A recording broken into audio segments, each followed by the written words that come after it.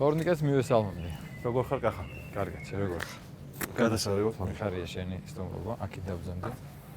დანიელ ლამუს გარემოში. ჩაი გიყვარს? კი, ძალიან. მოდი, აი მოგიმსახურები. ლიტერაში, აი, ნახე, შენი განსაკუთრებული ხმისპატრონი ხარ, ზევიდანაც ხმით შეგეგებინე. მომოწოდი დაგისხა. დიდი მადლობა. ძალიან მახარებს რომ შედგა ჩვენი შეხვედრა. ხან მე არ მეცალა, ხან შენ არ გეცალა, მაგრამ საპატიო მიზეზების გამო. მაგრამ ვისაუბრებთ ახლა. შენზე. მე ხალ ვფიქრობ რომ უფრო ხშირად მომისმენია შენი ნამღერა ვიდრე ლაპარაკი. კი, მეც ასე მგონია. ისეთი ხმის პატრონი ხარ და იმდენად საჭირო მომღერალი რომ ბევრ სივრცეში გისმენთ ხოლმე, ახლა უკვე საოპერო სცენაზე რა ძალიან მახარებს და მოდი გითხარი, საერთოდ როდის დაიწყო შენი შეხება სიმღერასთან, იმიტომ რომ ძალიან ახალგაზრდა ხარ, ახლოს და უფრო ახალგაზრდა იყავი, როცა გამოჩდი პასიანში, სიმონის გუნდში, საპატრიარქო გუნდში, ბავშვობიდან მღერი, ოჯახის ორჯახური ტრადიციაა თუ სად აღმოჩნდა შენი უნიკალური ხმა, ვინ შეამჩნია პირველად ეს ნიჭი? მოკლედ დავიწყოთ სულ თავიდან, ბაბუა ჩემი ღეროდა მამია ხატელიშვილის ანსამბლში, ჭიათურაში, სადაც ფაქტობრივად ერთადერთი წარმომადგენელი მყავს სანათესაოში ბაბუა ჩემი, რომელიც პროფესიონალურ დონეზე მღეროდა. მან აღმოაჩინა ჩემი ეს მონაცემები ძალიან პატარა ასაკში, როდესაც უბრალოდ აი ლაპარაკს რო იწყებს ბავშვი, მაშინაც კი ცდილობდა რომ ჩემთვის ესე თქვა რამე ფრაზები გამოეტყუებინა მელოდიური და ხან წინ წყარო, ხან ასე ხან ისე და ძალიან მარტივად ესე თქვა აღმომაჩნდა ეს მენა და ღრმა ბავშვობიდან და მაშინვე დავიწყეთ ამაზე ზრუნვა. ფაქტიურად როცა ლაპარაკი დავიწყე, მაშინვე დავიწყე სიმღერაც და პირველი ჩემი ანსამბლი და პირველი ჩემი გამოცდილება იყო მირანგულა, ქეთევან შინდაგორიძის პიონერთა სასახლეში იყო ესეთი ანსამბლი, თორსები დღესაც არსებობს და ფუნქციონირებს. პირველი კლასიდან დაახლოებით 8 წელი ვიმღერე მან. შემდეგ იყო ჩვენი ვარსკვლავის გახსნა 40 წლის იუბილე, სადაც გივი მუნჯიშვილი გვესწრებოდა ერთ-ერთი გამოჩენილი დირიჟორი საკონდო მიმართულების.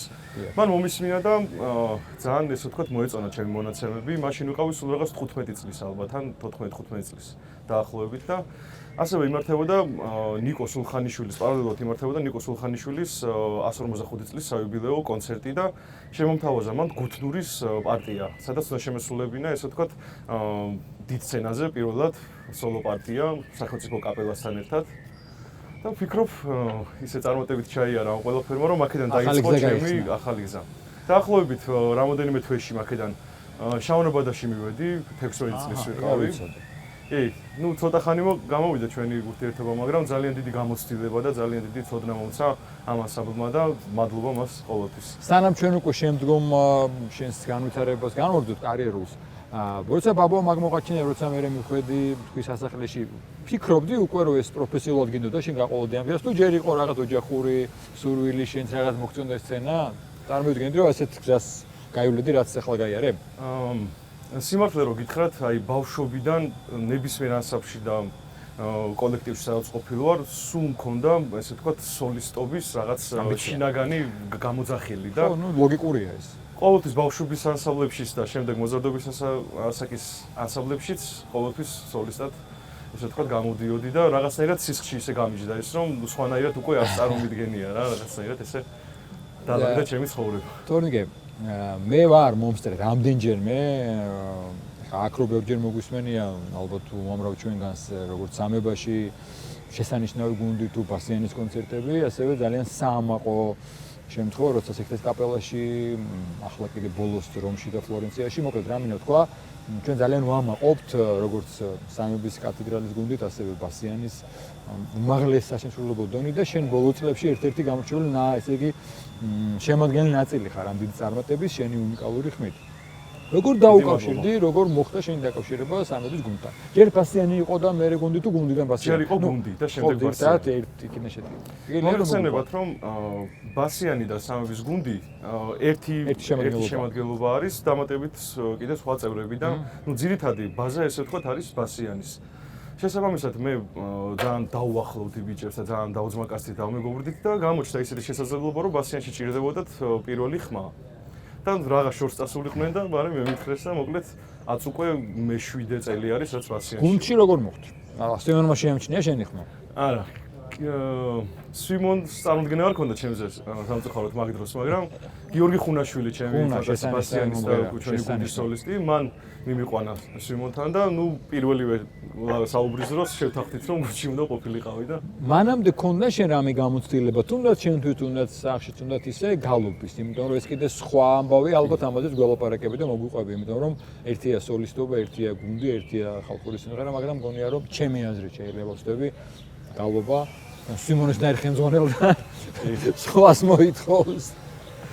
მთელი ცხოვრება გალობის გარეშე მე არ მახსოვს, იმიტომ რომ ბავშვობიდან ჯერ პირველად როცა გალობდი, მუხიანში ცხოვრობდი ადრე და იქ იყო ერთი პატარა ეკლესია, სადაც ეხა პირველი ხმა ვარ, მაგრამ მაშინ ვიყავი ბანი გარდადის ასაკში, ანუ 13-14 წლის ასაკში ბანით დავიწყე, როცა ყალიბდებოდა, რომ ესე ვთქვათ, როგორც ვოკალისტურად იტყვიან, ზევით არ გავაღიზიანე ხმა და არ ვაწვალე და რაც იყო ჩემი სამღერი ბანს გალობდი ხოლმე მაგ პერიოდში. შემდეგ 2 წელიწადში, 3 წელიწადში დავიწყეთ მე უკვე ზოსიმესთან, წიროლოცებზე დავდიოდით ხოლმე და რაღაც პერიოდის მერე უკვე პირდაპირ მომიწია სამების გუნდში გადმოსვლა და მთლიანი ჩემი გამოცდილება და ყველაფერი აქეთ გადმოვაწყე ესე ვთქვათ. სამების გუნდში მოგიწია გადმოსვლა და შენ ბედნიერი ადამიანი ხარ, რომ არაერთხელ მოგიწია უწმინდესის წირვაზე მსახურება, გალობა, მათ შორის უწმინდესი ნაწარმოების. აი ახალგაზრდა ბიჭისთვის, რომელიც მანამდე ქონდა გამოცდილება, გალობის მთავართან გალობდა, მიწყებდა კარიერას და უცებ ხდება ძალიან დიდ გუნდში, დიდ თავისთავად მასშტაბით, სახელით, პროფესიონალიზმით და მთავარ ტაძარში ქვეყნის მამამთავრის ნაწარმოებს ასრულებს. ეს როგორი შეგრძნება იყო და როგორი პასუხისმგებლობა იყო და არის, როცა ქვია ამ გუნდის წევრი. ეს იყო ძალიან დიდი გამოცდილება ჩემთვის და უდიდესი პასუხისმგებლობა, როდესაც ამ ბუმბერაზი ადამიანის წირვალოცებზე ჩვენ გალობა გვიწევდა. მე ის პერიოდიც მახსოვს, როდესაც უწმინდესი ესე ვთქვათ, ენერგიაზე იყო და თვითონ თავისი მეტყველებით ატარებდა წირვას და ეს იყო ჩვენთვის აი დაუვიწყარი წუთები და საათები. შემდეგ გავიაზრეთ ის რომ რაღაც პერიოდი რო გავიდა და დამძიმდა ჩვენი საყვარელი უწმინდესი და ვეღარ ატარებდა და ის ძალიან გული გწყდებოდა, თუმცა მაინც ჩვენ საქმეს ვაკეთებდით. კი ბატონო. როგორია სიმონთან ურთიერთობა? მართლა ისეთია, მკაცრი ხელმძღვანელია? მომთხოვნია? როგორია მკაცრია თუ მომთხოვნია? ორივე და ჩემი აზრით ესეც არის საჭირო, იმიტომ რომ პროფესიონალიზმი მხოლოდ ამ შემთხვევაში მოდის სიმკაცრით და ზედმეტი პასუხისმგებლობით ამ საქმეში მოდის შემდგომ პროფესიონალიზმი. მინდა კითხო შენ, იმიტომ რომ ბასიანით ძალიან ხშირად გქონდათ ძალიან წარმატებული კონცერტები მსოფლიო მასშტაბით, ძალიან მაღალი დონის ფესტივალებზე და ხანდახან მე ვიძახი ხოლმე და გიორგისთვის მithქვამთ დონატისთვის, რომ მე მგონი მსოფლიოში ამ სფეროს წარმომადგენლები უფრო გიცნობენ და აღიარებენ, ვიდრე საქართველოში ისეთი დიდი მასშტაბის კონცერტები ქონიათ. მათ შორის თქვენ გუნდზე ვთქვით ასევე იტალიაში რაღაცა ისტორიული გამოსვლები. აი ეს რა პასუხისმგებლობა იყო, რომ იქ უბრალოდ იან მღერი შენი ქვეყნის კულტურა, შენი ქვეყნის ამ სიდიადეს მარგალიტებს წარმოაჩენ. რითიც ჩვენ ვართ ერთ-ერთი უნიკალური ქვეყანა, ხო?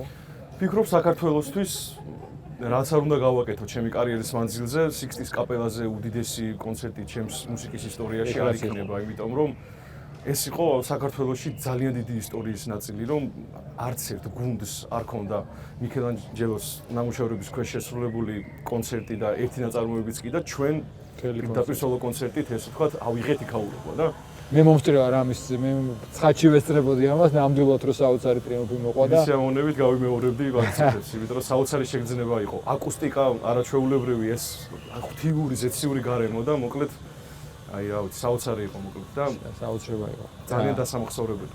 ესე იგი, მე ისე აღმოჩნდა, რომ დავესწარი ამ კონცერტს, დავესწარით ასევე თქვენს ძალიან წარმატებულ გამოსვლას რომში და ფლორენციაში და ასევე მე დავესწარი შენს ახალ მიმართულების საწყისებს, ანუ კლასიკური მიმართულებით საოპერო წარმატებას კატანიაში, ამ ბერლინის ცნობილ თეატრში და როდის იფიქრე, როდის გადაწყვიტე ან აქაც ვინმე ხო არ აღმოჩნდა, ვინც შეამჩნია, რომ რატომ არა კლასიკა, რატომ არა ოპერა? აი აქ გზა როდის დაიწყო? იმიტომ რომ უკვე საზოგადოებამ გიხილა ჩვენი ოპერის სცენაზე. სხვადასხვა ამაშიც ჩვენს სიმოს დიდი წვლილი მიუძღვის, იმიტომ რომ მას ძალიან უყვარს, ანუ გაფანატებული აქვს კლასიკაზე და გუსტავ მალერზე და დანარჩენ ესე ვთქვათ კლასიკის მონაწილეებზე და ყოველთვის მეუბნებოდა რომ შენი ხმა ძალიან მოუხდება კლასიკას, უბრალოდ მე არ ვიყავი დაინტერესებული მოზარდობის ასაკში ჯაზი მიყვარდა ძალიან, გატაცებული ვიყავი ესე ვთქვათ სექსტეტის ხმოვანებით, ჯაზ ხმოვანებით და არ მქონდა იმის ესე ვთქვათ დრო და სურვილი რომ მომესმინა სხვა ჟანრებისთვის, მაგრამ როცა პირველად გემო გავუგე კლასიკას და პირველად შევასრულე, ეგრევე მოვიწამლე და მივხვდი რომ აი ეს საქმე უნდა მეკეთებინა, იმიტომ რომ ეს იმაზე დიდია, ვიდრე მე ამაზე წარმოდგენა მქონდა ოდესმე. და გარკვეული ბიძგი ამაში სიმონვაც მომცა, დანარჩენმა მეგობრებმაც, ვინც ჩემი შესაძლებლობები იცოდა და მადლობა მათ ამ ყველაფრისთვის, იმიტომ რომ შეიძლება დღეს საერთოდ არ ყოფილიყავი იქ, სადაც ვარ. ამაგან აპირობა ის რომ შენ კონსერვატორიაში სწავლობ დღეს, ანუ პროფესიულად დავიფლე და მოდი ესე კითხავ, თუ შეგიძლია გაგვანდო ახლა ამაზე პასუხი, რომ ფიქრობ თუ არა, რომ თუ ეს ყველაფერი მერტის სწავლებითაც მოხდა, ამ მიმართულებით განაგრძო შენი კარიერა სასიმღერო ნაწილში. კი, ამჟამად ვსწავლობ კონსერვატორიაში, მე-4 კურსზე ვარ და აუცილებლად მინდა რომ ჩემი მაქსიმუმი ვცადო ამ სფეროში და მინდა რომ უფრო დიდ მუსიკას შევეხო, ესე ვთქვათ, სოფლიო მუსიკას, სოფლიო კლასიკას, რადგან აი ძალიან შემიყვარდა ეს საქმე და მინდა რომ ესე ვთქვათ, ჩემი თავი მაქსიმალურად გამოვცადო ამ სფეროში. ძალიან მომწონს ეს ყველაფერი. მაგრამ პარალელურად ბასიანში და გუნდში რჩები, ჯერჯერობით რა თქმა უნდა. მათ მომწონს ყველაფერი, ესე ვთქვათ, ბასიანმა და გუნდმა. დავიწყოთ იქიდან, რომ ბასიანი და გუნდი არის აი ძალიან ჩემთვის ესე ვთქვათ, თუ ესე ამორტავნობაში არ ჩამომართვეთ, ძალიან მაღალი დონის პროფესიონალიზმის გასაგონია რომ უმაღლესი სადაც მეც ალბათ მოვიაზრები მათთან ერთად, მადლობა ღმერთს და მადლობა მათ. ძალიან დიდი ბედნიერება არის, როცა ეგეთ ხალხთან ერთად მუსიცირებ და მუსიკას იკვლევ და ქმნი ესე ვთქვათ, ძალიან კარგ ჟღერადობას. მოდი განსხვავებაზე გითხარი, შენ თქვი და ეს ვიცი ჩვენ რომ ფაქტობრივად ერთი შემადგენლობით ხართ, ნუ რამდენიმეს გამოკლებით ბასიანი და გუნდი, მაგრამ ბასიანის მიმართულება უფრო არის ფოლკლორი, ჩვენი ხალხური მრავალხმიანობის უნიკალური შედევრები და გუნდი მაინც გულისხმობს საგუნდო ნაწარმოებებს და გავლობას. განსხვავება რა არის შენთვის როგორც შემსრულებლისთვის ამ ნაწილში და საგუნდო და სამრევლო ნაწილში? შესრულების ყურა. კლასიკის და საგუნდო ნაწილში თუ და ხა მრავალხმიანობისა და ანუ აი ბასიანის რეპერტუარი ავიღოთ და იქაური მიმართულება და გუნდის. ესე ვთქვათ, სამი აბსოლუტურად სხვადასხვა მიმდინარეობის და ჟანრის მუსიკა არის და სამივე თავის მხრივ საოცარია რა. დავიწყოთ ქართული ხალხური სიმღერით, რომელიც უწონავი ოქროა. ბასიანთან ერთად რამხელა კომფორტი არის ხალხური სიმღერის სიმღერა დამეთანხმებით. მოსმენაზე შემიძლია გითხრა სიმღერე არ მღერია. როგორც სოლისტი და როგორც მომღერალი, ყოველთვის რაღაც გარკვეული ღელვა არის ხოლმე და ნერვიულობა გამოსვლის წინ, მაგრამ აი ბასიანთან ერთად როცა ვდგავარ, ეს არის უდიდესი კომფორტი, იმიტომ რომ იცი რომ აი ძალიან მაგარი პროფესიონალების გვერდით გახარ და არ გაქვს უფლება რომ იქ რაღაცა სხვანაირად მოხდეს და ეს გამშვიდებს მოკლედ და ეს არის ძალიან დიდი ესე ვთქვათ გვერდში დგომა. გუნდი რაც შეეხება კლასიკურ საგუნდო მუსიკას. ესეც ძალიან მიყვარდა ბავშვობიდან, ყოველთვის უსმენდი ხოლმე და ჩემი ერთ-ერთი რაღა დაგიმალავ და ერთ-ერთი ჩემი ოცნება იყო რომ ევქარისტია შემესრულებინა სოლო პარტია შემესრულებინა ევქარისტიის პატრიარქის დაწერილი. საოცარი ნაწარმოები. და ალბათ ღმერთს ესე უნდოდა და აგიხდა? ამიხდა ეს ოცნება და პატრიარქის სიცოცხლეში ბოლო კონცერტი რაც მიეძღვნა, მან სამების გუნდმა შეასრულა ევქარისტია ბათუმში, სადაც მე მომეცა შესაძლებლობა რომ მისი სოლო შემესრულებინა მაყურებლის წინაშე და ძალიან ბედნიერი და კმაყოფილი ვარ ამისთვის. მადლობა ღმერთს, მადლობა სულს ამისთვის და ერთი ბავშვობის ოცნება ავიხდინე მაგით. ვიცი რა მინეკითხო? ჩვენ ახლა დაიწყე შენ ბავშვობიდანვე მომიწეავ გავლობასთან შეხება ახსენი მანამდე ხო? ტაძარი, მდოლთავართან მსახურება. უშუალოდ თუ დაკავშირა აი თუნდაც გავლობან ან პირიქით ეკლესიამ მწმენამ შენ ამ საქმესთან და როგორია შენი დამოკიდებულება, იმიტომ რომ ამდენი წელი შენ თქვი რომ თუ მე მანამდეც და მე რაც ვიცი უკვე ამდენი წელია, მოდი ასე ვთქვათ, თავარი ტაძრის, მამამთავრის მსახურებაზე და ძალიან მაღალი დონის გუნდში გალობ. მადლობა ღმერთს. ხო, ეს შემთხვევით არ შეიძლება არსებობდეს ღმერთის ჩარევის გარეშე, ღმერთის დაშვების გარეშე. შენი დამოკიდებულება, შენი რწმენასთან შემხებლობა როგორი იყო მანამდე და შეიცვალა თუ არა მას მერე და თუ გაგვანდა საერთოდ შენი, იმიტომ რომ მე არ ვიცი მყოლია შენი კოლეგები, გალობლები, რეგენტები. ჩემ ახმას ვიძახი ხოლმე ესეც რომ შეიძლება არსებობდეს გალობელი, ანუ პროფესიით გალობელი, რომელიც მიდის ვალს იხდის, ღერის და მოდის, ანუ სამსახურში მიდის და მოდის. მაგრამ მე ვიცი ხალხი, ვინც მიდის და უბრალოდ სამსახურში არ მიდის, ღვთისმსახურებაში არის ჩართული, იმიტომ რომ გალობა ეს არის ღვთისმსახურება და მე მგონი რომ დაკურებული ყური ყოველთვის ატყობს რომ გალობენ თუ ვალს იხდიან.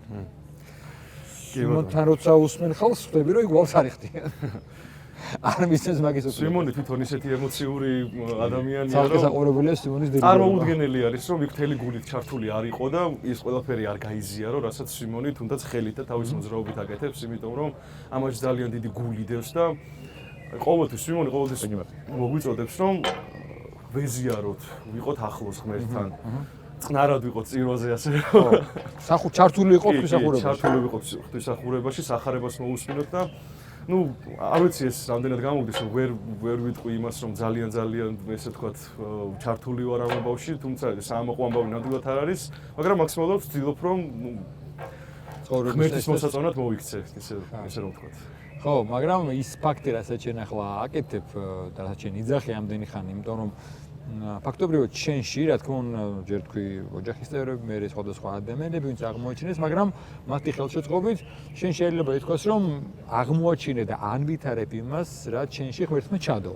აი ეს ტალანტი, ეს ნიჭი, ეს ახარების ელთ რო გავაკეთოთ, ხო, პარალელი და ერთგვარი გამოძახილი და შენ ამით განვითარებას ვცდილობ და ეს ძალიან მნიშვნელოვანი საქმეა და ამით ძალიან ბევრი ადამიანს ანიჭებ დიდ სიხარულს, როგორც გავლობით ეს სიმღერით. არის თუ არა მნიშვნელოვანი რომ სანამ სხვას გადაძებს, სანამ სხვას გაახარებს, სანამ სხვას მოხიბლავ, შენ თვითონ მოგწონდეს, გიყვარდეს და ამ პატარები და ამბიციით და ეხა თორე ნარციზმით არა, მაგრამ შენ თვითონვე იღებდეს სიამოვნებას ამ საქმით. მოკლედ, საკუთარი თავით უკმაყოფილებას მოსდევს განვითარება და წინსვლა. ჩემ შემთხვევაში ესე ხდება, აი, ყოველი წინა კვირის ან წინა თვის ნამღერს როცა ვისმენ, ის არ უნდა მომწონდეს, რომ იყოს ჩემი შემდეგი შესრულება უკეთესი და ეს არის განვითარების, ესე ვთქვათ, ფორმულა და ამოხსნა. ჩემ შემთხვევაშიც ასეა და ძირითადად არ ვარ ხოლმე ჩემი თავით კმაყოფილი, იმიტომ რომ ვიცი ღმერთმა რა შესაძლებლობა მომცა მეც და სხვა ადამიანებსაც და როგორ უნდა მივიყვანოთ ის ჩვენი თავის საუკეთესო ვერსიამდე და მაქსიმალურ შედეგამდე. მეც ამ მხრივ მუშაობ და მინდა რომ მაქსიმალურად დავიხვეწო და მაქსიმალურად ესე ვთქვათ, კარგი შედეგი დავდო ჩემი მონაცემებიდან გამომდინარე. ხო, მე მგონი ამას ჯერჯერობით არ ხარ, ძალიან ახალგაზრდა ხარ ჯერ იმისთვის, რომ წინ ბევრი გასაკეთებელი. თუ არის ახლა შეიძლება ისე ვთქვათ, რომ ოპერა და კლასიკა ჯერ ახალია, ახლა იწყებ, ხო? ახალი ხილია ასე. ახლა იწყებ, მანამდე შენ ხალხური იქნება თუ საგუნდო იქნება თუ გალობა თან თქვი რაღაც შემისწურვილი აღმით ახთა და ევქარისტიაში ასრულე. თუ არის ამ ეტაპისთვის რამე აი ესე საოპერო მიმართულები და რეპერტუარში, რასაც აი სიხარულით შეასრულებთ. რადგან შენ თქვი რომ მე ხან ნამდვილად გავიცანი და მიწოჩი მოვიხიბლიო. წელს ამის შესაძლებლობა მომცა კონსერვატორიის საოპერო სტუდიამ და ჯაკომო პუჩინის ბოჰემაში შევასრულე რუდოლფის როლი დაახლოებით 3 თვის წინ ზამთრის სეზონზე, რომელიც იყო ჩემთვის საუკეთესო პარტია, ესე ვთქვათ, აი რაც მომისმენია ულამაზესი პუჩინიზე ზოგადად ვიждები ძალიან და ალბათ ყველაზე მეტად მინდოდა რომ ეგ პარტია შემესრულებინა და მადლობა ღმერთს მაგანაც წარმატებით ჩაიარა და მომეცა ამის საშუალება რომ ეს შემესრულებინა. შენი პირველი სპექტაკლი, საოპერო სპექტაკლი რომელი იყო, როდესაც წარსდგი და რითაც შენი დებიუტი შედგა ამ ჟანრში, ამ მიმართულებით? ეს იყო ჩემი ცხოვრების ერთ-ერთი ყველაზე დიდი გამოწვევა. პირველივე კურსზე, როცა ჩავაბარე, პირველივე სემესტრში მოცარტის ჯადოსური ფლეიტას მთავარი როლი მომცეს. ეს იყო ძალიან დიდი გამოწვევა, იმიტომ რომ საერთოდ გაგნებაში არ ვიყავი ამ სფეროში და ახალ ფეხადგმული ნაბიჯებით ვიწყებდი მოკლედ სიარულს და ამანაც წარმატებით ჩაიარა, თან გერმანულ ენასთან მქონდა შეხება, რომელიც საერთოდ ორი სიტყვაც არ ვიცოდი მაშინ.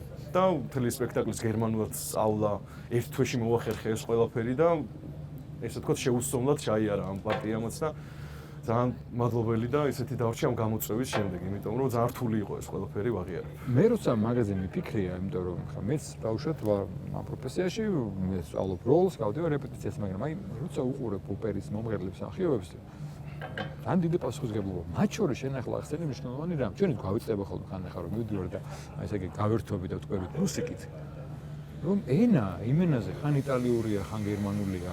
ანუ თან პარტიას სწავლობ და თან ენა უნდა ისწავლო. აუცილებელია და ერთი თვეში, რა ვიცი, ძალიან რთულია. ემოციას ვერ გამოხატავ ისე თუ რასაც ამბობ იმის შინაარსი არ იცი. და ეს არის უმთავრესი ოპერაშიც, იმიტომ რომ ოპერა არის ემოციებზე აგებული მუსიკა. და ძალიან მნიშვნელოვანი არის სიტყვების ცოდნა, ამ შენი პარტიის გააზრება და ამ ყველაფრის გაკეთება მომიწია ერთ თვეში. ძალიან ცოტა დრო იყო და ესე ვთქვათ, ჩავეტირი ამ დროში. დავძლია ეს გამოწვევა და მაგის შემდეგ რაღა გამაკვირვებს ესე ვფიქრობ, რომ ყველაფერი წარმატებული. თორნიგე.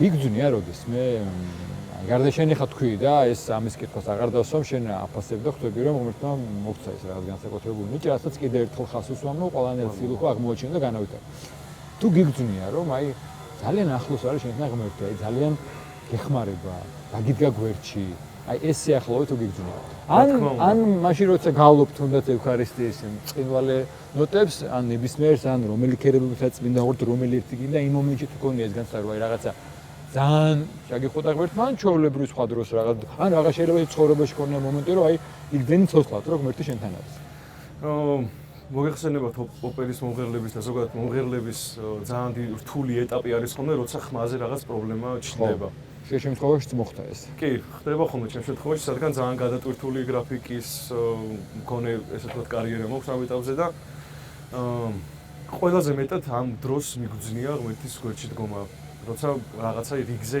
ისე ვერ არის როგორც შენ გინდა როცა ყველაფერი ძალიან კარგად მიდის და უცბად ყველაფერი ძალიან ცუდად მიდის აი ყველაზე მეტად ამ დროს მიგძნია ღმერთის გვერდში დგომა იმიტომ რომ ის ეტაპი ძალიან მალე ბედნიერებაში გადასულა და უფრო მალე წამოვდგარ ორ ფეხზე და უფრო ესე ვთქვათ დიდი ენერგიით და ამ დროს მიგძნია ღმერთის გვერდში დგომა ხო არ ყოფილა ამ შენი ამ პრობლემების გამო რომელიც ალბათ ყველა მომღერალს და განსაკუთრებით სოლის ქონია გარკვეულწილად რომ იმ დროს უბრალოდ რაღაც მნიშვნელოვანზე მოგიწია უარის თქმა ეს იყო ან კონცერტი ან გასტროლი ან რაღაც მნიშვნელოვანი იყო ყოფილა ესეთი მომენტებიც და განსაკუთრებულად მტკივნეულია ხოლმე როცა კარგი ღონისძიების და კონცერტის ან სპექტაკლის შესაძლებლობა გაქვს და ამ დროს ისეთ კარგ ფორმაში ვერ ხარ როცა გინდა რომ მაქსიმალურად ამ დროს იყო ყველაზე კარგ ფორმაში ხდება ხოლმე ნუ მომღერლების ყველაზე დიდი გასაჭირი ეს არის რომ როცა გინდა რომ ძალიან კარგად იყო შეიძლება ბოლომდე კარგად მაშინ ვერ ხარ და როცა არ გაქვს ღონისძიება, მაშინ ხარ ესე ვთქვათ, აი ქვევსო დაამტყევ ეგეთ ხმაზე. მაგდროს ხო არ არის ხოლმე გულის წვეტა, ან ამდენად მნიშვნელოვანია რომ გადააბიჯო და არ ჩაიქნიო ხელი. და ესეც მინდა კითხო რომ რა ჭირდება ადამიანს მხოლოდ ნიჭი და ხმა არის თუ არა საკმარის იმისთვის რომ წარმატებული იყოს შენი რწმენა და მოთმინება ჭირდება ამ ყველაფერს. როცა მით უმეტეს გასაჭირში როცა ხარ, ამ დროს თუ რწმენა არ გაქვს და მოთმინება და ღმერთის იმედი ძალიან გაგიჭირდება ესე ვთქვათ ნერვულად ამ ყველაფრის გამკლავება და უნდა გვჯეროდეს ღმერთის ჩვენი თავის და სიკეთის და მოვითმინოთ და დაველოდოთ ჩვენ ჯერს.